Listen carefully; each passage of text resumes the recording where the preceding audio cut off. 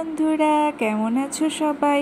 তো নতুন একটা দিন নিয়ে, নতুন একটা ব্লগ নিয়ে আমি পূজা চলে এসেছি সবার সাথে আমার গল্পগুলো শেয়ার করতে।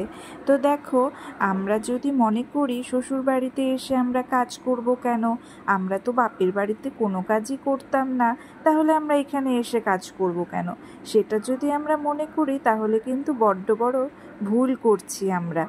কারণ কি বলো তো, এটা কিন্তু আমাদের সংসার। বানিয়ে গুছিয়ে সুন্দর করে সাজিয়ে যদি আমরা এই সংসারটা করতে পারি, দেখবে এখানেই কিন্তু অনেক সুখ আমাদের লুকিয়ে আছে। সুখ খোঁজার জন্য কিন্তু বাইরে যেতে হবে না, এই কাজগুলোর মধ্যেই কিন্তু আমাদের মানসিক শান্তি মেলে। আমার তো খুবই ভালো লাগে, সত্যি কথা বলতে আমি কিন্তু খুবই ভালো আছি।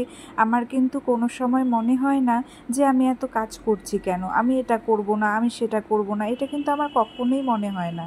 আমি কিন্তু নিঃস্বার্থভাবে আমার কাজগুলো আমি করে যাই, আর এটাতে আমি অনেক শান্তি পাই। কারণ দেখো, আমার মাকেও কিন্তু আমি ছোটোর থেকে এটাই দেখেছি, সব কিছু সুন্দর করে সাজিয়ে সংসার করতে, আবার আমাদেরকে নিয়ে সন্ধেবেলায় পড়তে বসাতে। যাই হোক, আমিও চাই আমার মায়ের মতন, শাশুড়ি মায়ের মতন যেন আমিও সুন্দর করে সংসার করতে পারি। তো দেখো, আজকে সোমবার, আমার আজকে নিরামিষ। আমি শিব ঠাকুরের সামনে জল ঢেলে প্রদীপ জ্বালিয়ে আমি পুজো দিয়েছি। আর যেহেতু দেখো পুজোয় চলে এসেছে, আমাদের প্রত্যেকের বাড়িতে ঘর ঝাড়াঝাড়ি হচ্ছে, আমাদেরও কিন্তু ঘর ঝাড়াঝাড়ি হচ্ছে।